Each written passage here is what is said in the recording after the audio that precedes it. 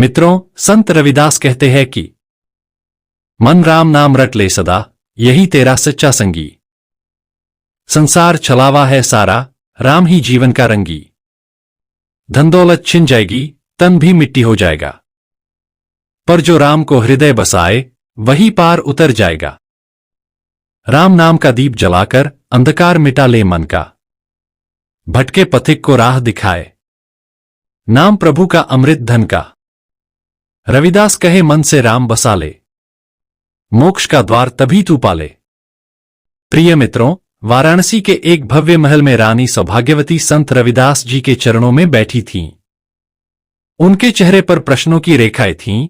रानी ने संत रविदास से बोला, गुरुदेव, क्या जीवन में सब कुछ किस्मत से तय होता है, या इंसान के कर्म किस्मत से भी बड़ा स्थान रखते हैं?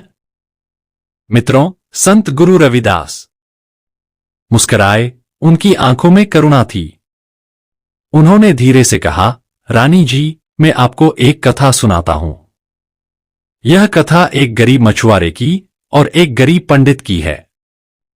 प्रिय मित्रों, संत रविदास विनम्र भाव से बोले, रानी जी, आपसे निवेदन है, जब तक यह कथा पूरी न हो निर्णय मत करना कि कर्म बड़ा है या किस्मत। प्रिय मित्रों, संत रविदास कथा सुनाते हुए बोले, गंगा के किनारे एक टूटी फूटी झोपड़ी में रहता था एक गरीब मछुआरा कमलू। उसका जीवन गंगा के भरोसे था। वह दिन भर मेहनत करता, मछलियां पकड़ता, लेकिन किस्मत जैसे उसके साथ कोई बैर निभा रही थी। कभी नाव टूट जाती, कभी जाल फट जाता। एक दिन की बात है, आकाश में बादल घिर आए थे। मित्रों, गंगा की लहरें उग्र थीं, उधर कमलू की पत्नी भूख से बेहाल थी और उसके 2 बच्चे रात से रो रहे थे। मैं जाऊंगा, कमलू बोला, गंगा आज भले ही क्रोधित हो, लेकिन मैं कर्म से पीछे नहीं हटूंगा, और वह निकल पड़ा। उस दिन उसका जाल एक सुनहरी मछली में उलझ गया। मछली बोल उठी, मुझे छोड़ दो, मैं देवी लक्ष्मी की दूत हूं, तुम्हें जो मांगना है मांग लो। मित्रों, कमलू ने मुस्कुराते हुए कहा, मुझे कुछ नहीं चाहिए, मैं अपने कर्म में विश्वास रखता हूं। मछली को मारना भी पाप है। मछली ने कहा, तेरे इस त्याग और कर्म के कारण मैं तुझे आशीर्वाद देती हूं। तू जिस चीज को छुएगा उसमें बरकत होगी। कमलू घर लौटा। उसके गीले कपड़ों को जैसे ही उसकी पत्नी ने निचोड़ा, उनमें से चांदी के सिक्के टपक पड़े। अगले दिन वह जहां भी जाल डालता, कीमती मोती और दुर्लभ मछलियां उसमें आती।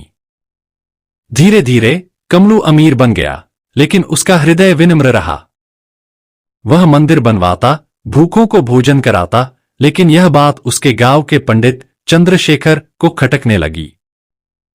पंडित चंद्रशेखर कमलू का पड़ोसी था, जो एक पढ़ा लिखा विद्वान ब्राह्मण था।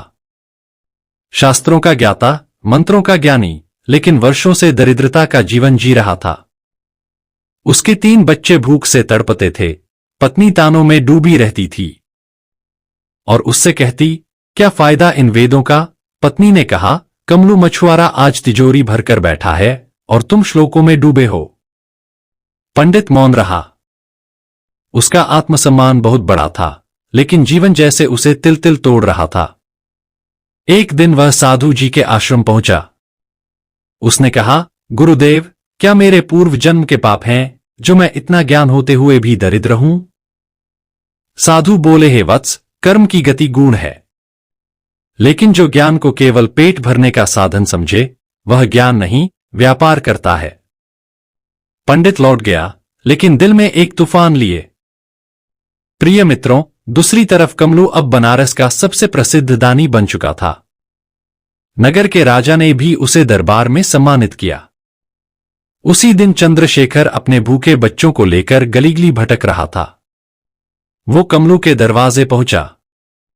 कमलू भाई, कुछ अन्न मिलेगा? कमलू ने चरण छू लिए। पंडित जी, आप मेरे द्वार आए, ये मेरे पुण्य का फल है। पंडित की आंखें भर आईं। उसने पूछा, भाई, तूने ऐसा कौन सा भाग्य लिखा था जो तू आज इतना बड़ा है? मैं तो वेदों का ज्ञाता हूं, फिर भी दरिद्र हूं। मित्रों, कमलू ने उत्तर दिया, मैंने तो बस मेहनत की। गंगा ने एक दिन दया दिखाई। शायद मेरा कर्म देख किस्मत भी पिघल गई। पंडित घर लौटा और उसी रात उसे स्वप्न आया। सपने में वही साधु प्रकट हुए और बोले, पंडित चंद्रशेखर, तूने जीवन भर दूसरों को उपदेश दिए, लेकिन अपने कर्म पर भरोसा नहीं किया। परंतु तुम्हारे लिए अब एक अंतिम अवसर है, हिमालय की यात्रा कर, जहां एक संत तुझे मिलेगा। पंडित चल पड़ा, कांटे भरे रास्तों पर नंगे पांव, केवल एक विश्वास लिए कि कोई मार्ग मिलेगा। प्रिय मित्रों, हफ्तों की यात्रा के बाद वह एक गुफा में पहुंचा, जहां एक वृद्ध संत ध्यानस्थ थे। उन्होंने आंखें खोली और मुस्कराए। तेरे कर्म का समय अब आरंभ होता है। तू यहां ध्यान करेगा, सेवा करेगा। पंडित ने 3 वर्षों तक गुफा में तप किया। जब वह लौटा तो उसकी आंखों में तेज था और वाणी में अमृत। वाराणसी में एक बड़ा मेला लगा। वही साधु, राजा, कमलू और नगरवासी सभी उपस्थित थे। वहीं पंडित चंद्रशेखर फटी धोती में आया, लेकिन उसके चेहरे पर आत्मज्ञान का तेज था। मित्रों, अब संत रविदास से रानी ने पूछा, गुरुदेव, अब निर्णय कीजिए, कर्म बड़ा है या किस्मत? रविदास मुस्कुराए और बोले, रानी जी, कमलू ने अपने कर्म से बिना स्वार्थ के त्याग किया। उसने सच्चे कर्म से अपनी किस्मत को बनाया।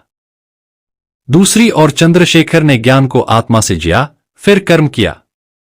इसलिए उसके कर्मों ने उसकी किस्मत को नहीं बदला। लेकिन अब 3 वर्ष के तप के बाद चंद्रशेखर अपनी किस्मत को बदल सकता है। प्रिय मित्रों, रानी की आंखों में आंसू थे। गुरुदेव, अब समझ आया। कर्म ही वह बीज है जिससे किस्मत का वृक्ष उगता है। इसके बाद पंडित चंद्रशेखर को राजा ने मुख्य आचार्य बनाया। कमलू नगर का संरक्षक बना।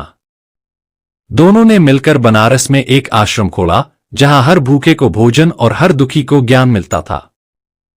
संत रविदास बोले, अंत में रानी से बोले, रानी जी, कर्म और किस्मत एक ही रथ के 2 पहिए हैं, लेकिन सारथी वही बनता है जो मन की लगाम थामता है।